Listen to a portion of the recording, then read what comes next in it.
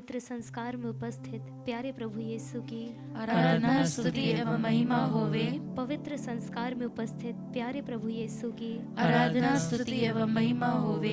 पवित्र संस्कार में उपस्थित प्यारे प्रभु यीशु की आराधना स्तुति एवं महिमा होवे।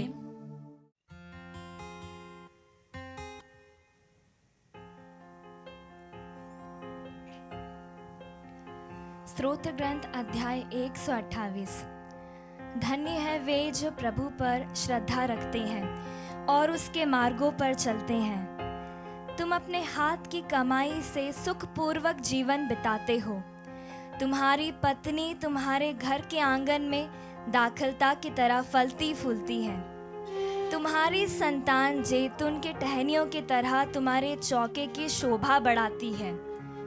जो प्रभु पर श्रद्धा रखता है उसे यही आशीर्वाद प्राप्त होता है। Hallelujah, hallelujah. यीशु की स्तुति हो, यीशु की स्तुति हो। यीशु को धन्यवाद, यीशु को धन्यवाद। प्यारे विश्वासियों, जिस तरह योशुआ कहता है कि मैं और मेरा परिवार प्रभु की उपासना करना चाहता है, आइए इस वक्त इस सुंदर घड़ी में हम भी प्रभु के पास आए और प्रभु से कहें कि प्रभु जी, मैं और मेरा परिवार आज तेरे सामने मौजूद है, तेरे सामने आया है तुझसे आशीष मांगने, तेरी स्तुति आराधना करने।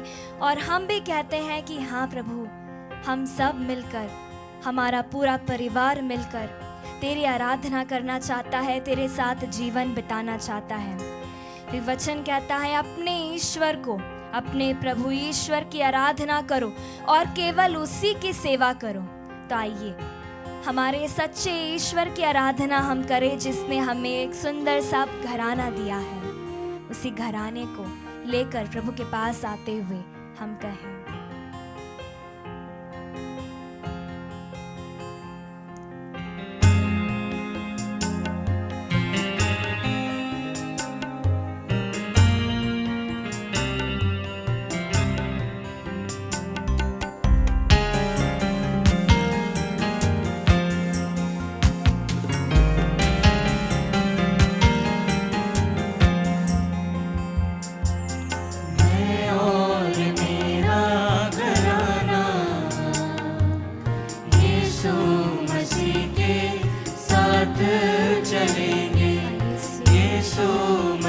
से बातें करेंगे, यीशु मसीह से प्यार करेंगे।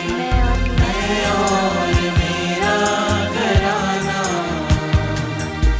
यीशु मसीह के साथ चलेंगे। पूरे दिल से हम गाएं, मसीह से बातें करेंगे, समर्पित करते हुए हम गाएं, प्यार करेंगे। मैं और मेरा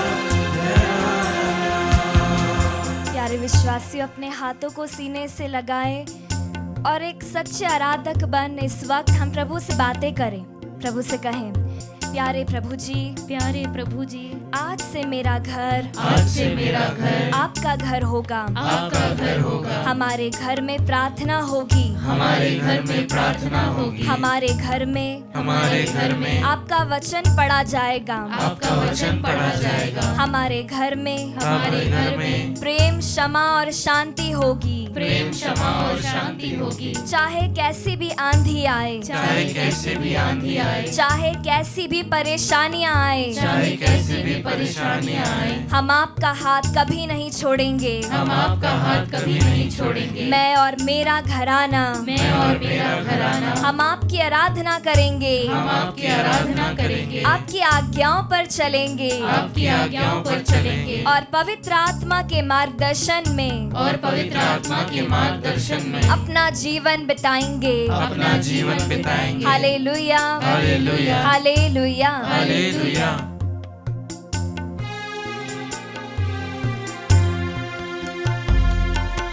होगा मिसाली घराना, हालेलुया होगा घराना, होगा मिसाली घराना, हालेलुया होगा घराना।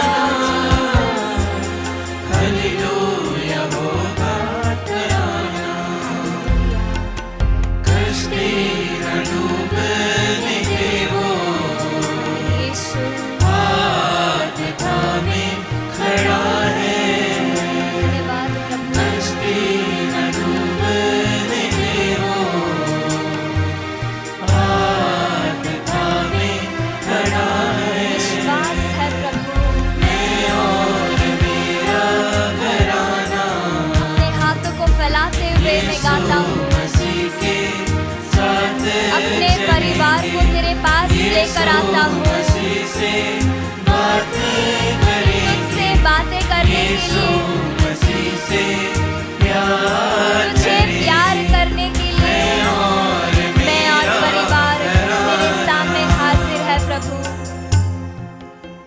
प्रभु जी, जिस तरह आपका परिवार नाज़रेत का आदर्श और पवित्र परिवार था, इस योग्य बना प्रभु कि हमारा परिवार भी आदर्श बने, पवित्र बने। माँ मरियम की छत्र छाया में, दूतों और संतों की संगति में हम और हमारा परिवार, मैं और मेरा परिवार निरंतर प्रभु आपकी आज्ञा अनुसार जीवन बिताए, आपकी इच्छा अनुसार अपने जीवन में कार्य करें। ऐसी आशीष और ऐसा वर मांगते हैं प्रभु।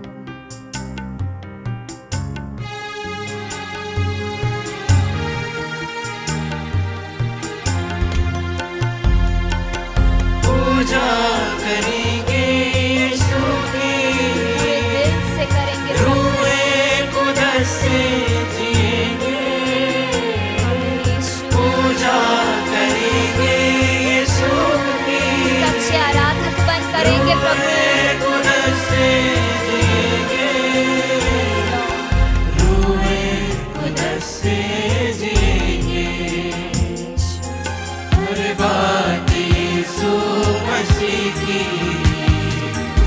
बुद्धि से हम करेंगे, हर बात यीशु मसीह की बुद्धि से हम करेंगे। समर्पित प्रभु, मैं और मेरा घराना तुझे समर्पित करते हुए हम तेरी आराधना, तेरी यीशु स्तुति करते हैं मसीह प्रभु। के साथ चलेंगे, यीशु मसीह से बातें करेंगे, यीशु मसीह से प्यार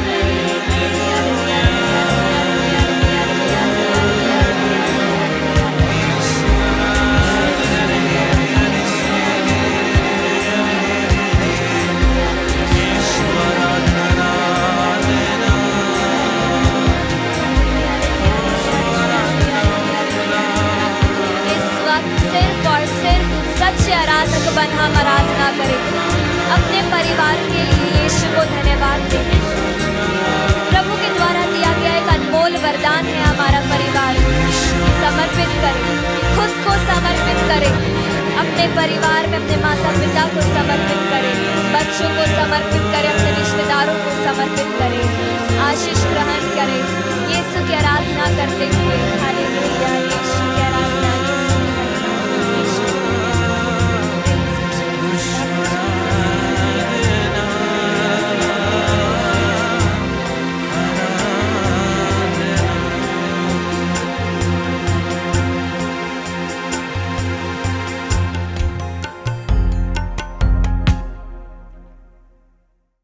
प्यारे भाइयों, प्यारे बहनों, आइए हम मनन चिंतन करें संत मत्ती का सुसमाचार अध्याय 13 पवित्र वचन 10 से लेकर 15 तक।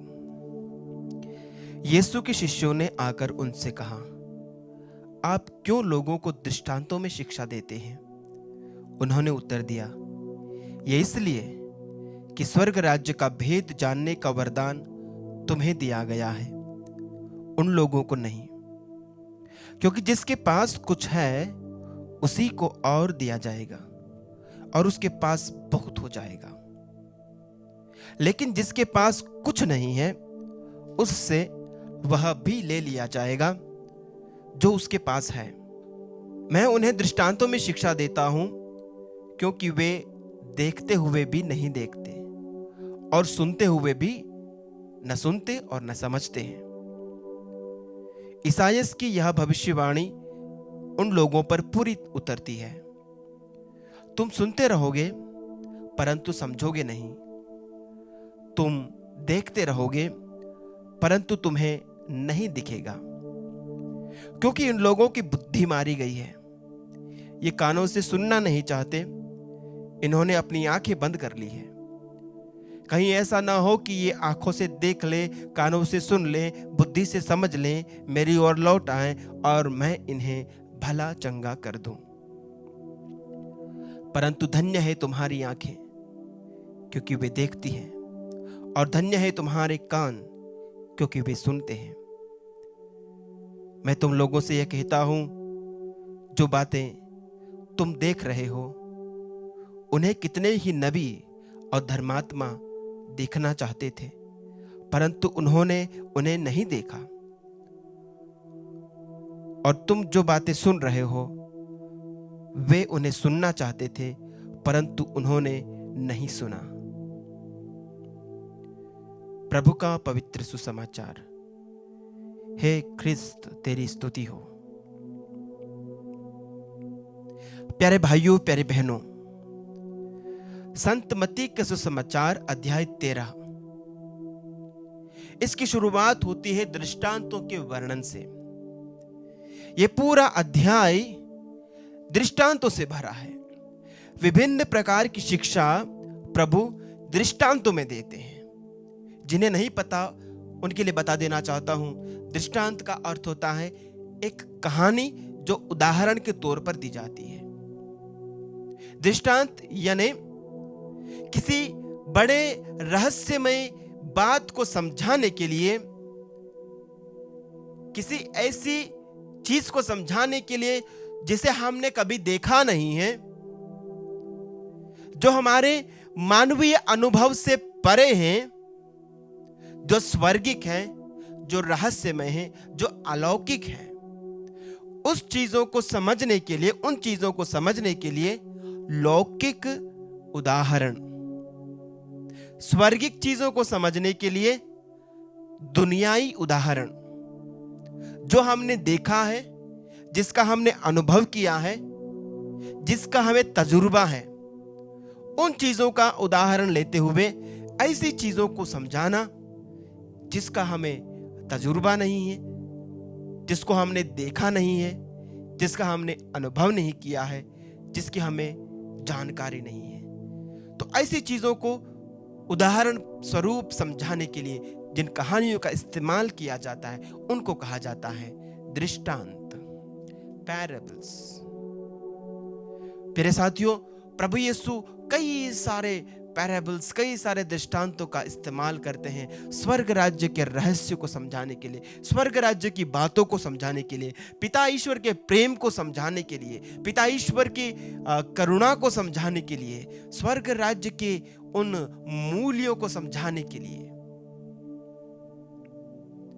तो मत्ती अध्याय 13 में सबसे पहले वे बोने वाले का दृष्टांत सुनाते हैं और उसके द्वारा स्वर्ग राज्य की प्रजा के बारे में वे बतलाते हैं कि किस प्रकार से स्वर्ग राज्य का विस्तार, स्वर्ग राज्य का प्रचार होता है, वचनों को बोया जाता है और कैसे लोग, सब लोगों को दिया गया है, सबों के लिए यह वचन बिखेरा गया है। लेकिन जहाँ जहाँ इसे बोया गया है, सब खेत में, हर खेत अलग अलग तरह से उसको स्वीकार करते हैं। कोई पथरीली भूमि है, कोई रास्ते के किनारे जैसी भूमि है, कोई कांटों वाली भूमि है और कोई अच्छी भूमि है। और अच्छी भूमि में भी जब फसल उगती है तो कोई 30 गुना, कोई 60 गुना, कोई 100 गुना फल लाती है। हर कोई बराबर फल नहीं लाते हैं। ईश्वर का राज्य, किसान और खेती गृहस्थी की बातों से प्रभु यीशु ने उदाहरण उठाया और समझाया उस रहस्य को कि किस प्रकार से ईश्वर का राज्य और उनका वचन काम करता है। प्यारे साथियों, जब प्रभु ने दृष्टांत सुनाया तो शिष्य उनके पास आकर उनसे पूछते हैं कि प्रभु, आप दृष्टांतों में उपदेश क्यों देते हैं? और प्रभु उनसे कहते हैं कि वे इसलिए उनसे दृष्टांतों में उपदेश देते हैं क्योंकि वे सुनते हुए भी नहीं सुनते, वे देखते हुए भी नहीं देखते। यानी एक तरीके से प्रभु ये कह रहे हैं कि मैं उनको समझाने के लिए पूरा प्रयास करूं। दृष्टांतों का वास्तव में उद्देश्य क्या है? कठिन चीज को सरलता से समझाना। तो मैं उनको इतनी सरलता से समझा रहा हूं, उनको समझाने के लिए मैं वास्तव में दृष्टांतों का इस्तेमाल कर रहा हूं, लेकिन वो फिर भी समझने का प्रयास नहीं करते। मैं उनके लेवल तक आता हूं, मैं उनके रोजमर्रा की जिंदगियों से उदाहरण उठा करके समझाने का प्रयास करता हूं कि ये है स्वर्ग का राज्य, कि ये है प्रभु का प्रेम, कि ऐसी है प्रभु की करुणा, कि ऐसे प्रवेश कर पाओगे उस स्वर्ग राज्य में। मैं उन्हें उनकी ही जिंदगी से उदाहरण को उठा करके उनको समझाने का प्रयास कर रहा हूं। लेकिन ये लोग हैं कि सुनना नहीं चाहते। ये सुनते हुए भी अपने कानों को बंद करते हैं, वे देखते हुए भी अपनी आंखों को बंद करते हैं। प्रभु कहते हैं इनकी बुद्धि मारी गई है, इनकी बुद्धि मारी गई है। मेरे साथियों, कुछ दिनों पहले हमने सुसमाचार सुना था, संत मत्ती अध्याय 11 को वचन 20 और उससे आगे। प्रभु धिक्कारते हैं उन नगरों को जिन्होंने प्रभु के वचनों को सुना, जिन्होंने चमत्कार देखा, जिन्होंने पश्चाताप का वचन सुना, प्रवचन सुना, फिर भी पश्चाताप नहीं किया, मन का परिवर्तन नहीं किया, जिन्होंने अपनी जिंदगी को नहीं बदला।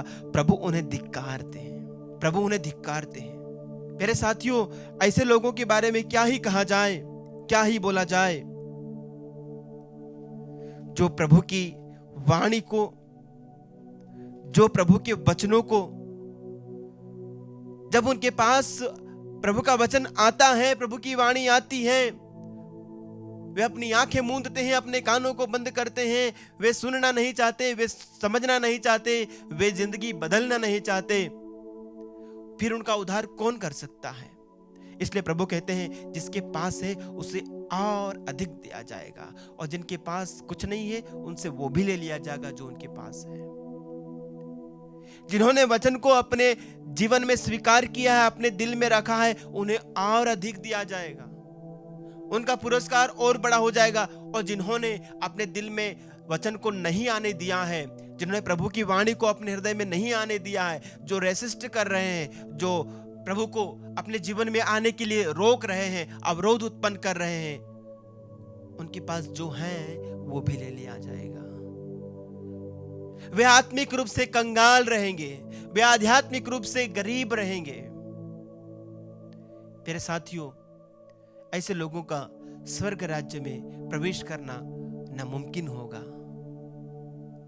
मेरे साथियों, आइए तो हम प्रभु से प्रार्थना करें कि जो कुछ हम देख रहे हैं, जो हम सुन रहे हैं, प्रभु की वाणी को, प्रभु के चमत्कारों को जो हम देखते हैं, प्रभु के महान कार्यों को हम देखते हैं, हम इन्हें देखें, समझें और प्रभु की प्रभु सत्ता को, प्रभु के सामर्थ्य को, प्रभु के राजत्व को स्वीकार करें, उनकी प्रजा बने, उन्हें अपना प्रभु और मुक्तिदाता माने, उनमें विश्वास करें और उनकी वचनों के ऊपर अपने जीवन को चलाने के लिए हम अपनी तरफ से प्रयास करें और उनसे अनुग्रह मांगे कि हम उनके नक्शे कदम पर, हम उनके वचनों पर चल सकें, उनका वचन हमारे जीवन में और अधिक बढ़ता जाए और अधिक समृद्ध होता जाए, ताकि हम इस दुनिया में और आने वाले जीवन में प्रभु के साथ रह सकें।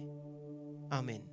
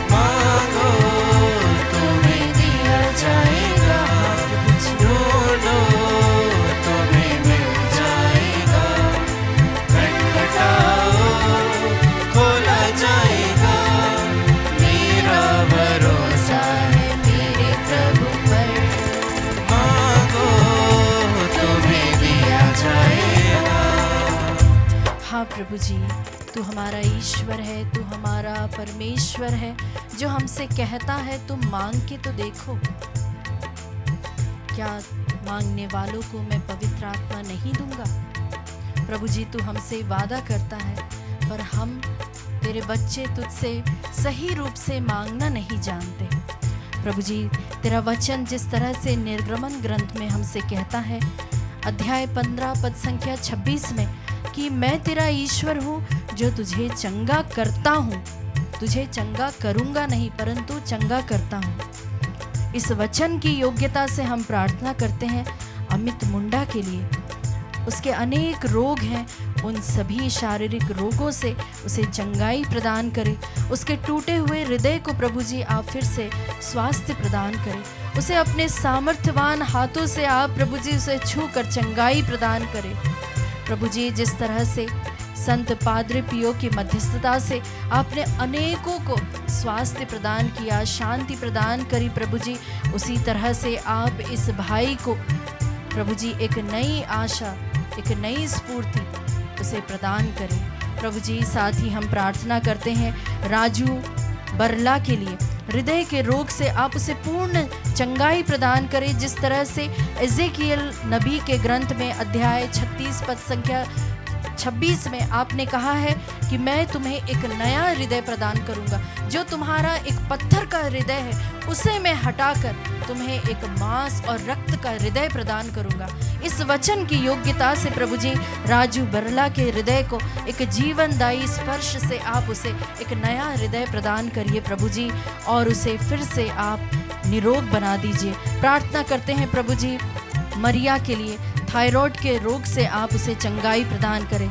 जिस तरह से प्रभु जी आप अपने वचनों में कहते हैं कि यहोवा मेरा चरवाहा है और मुझे किसी बात की कमी नहीं, इस वचन की योग्यता से प्रभु जी आप उसे पूर्ण चंगाई प्रदान करें।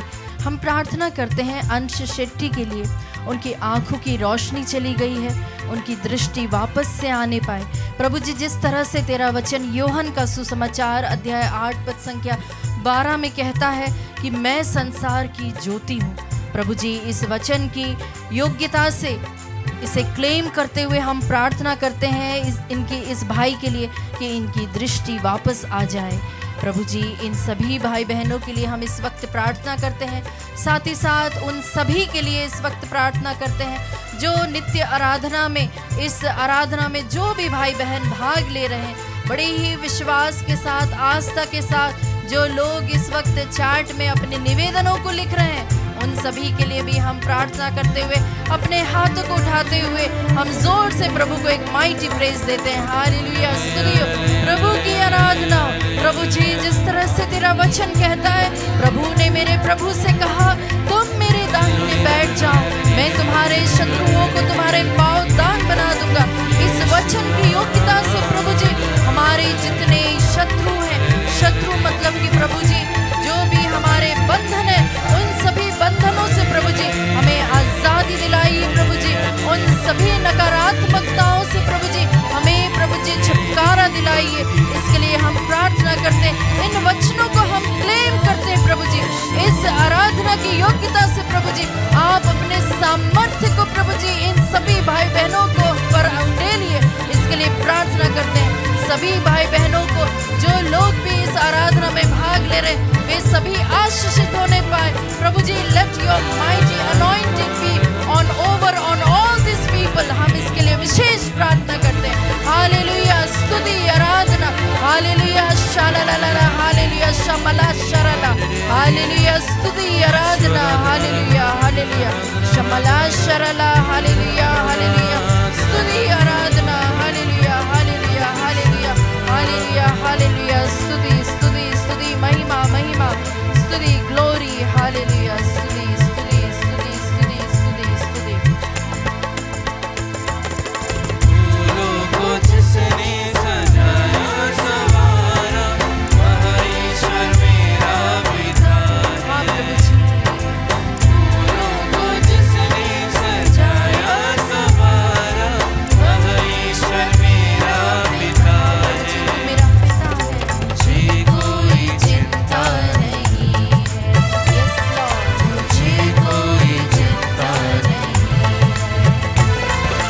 मांगो तुम्हें दिया जाएगा, ढूंढो तुम्हें मिल जाएगा, खटखटाओ खोला जाएगा। मेरा भरोसा है मेरे प्रभु पर, मांगो तुम्हें दिया जाएगा।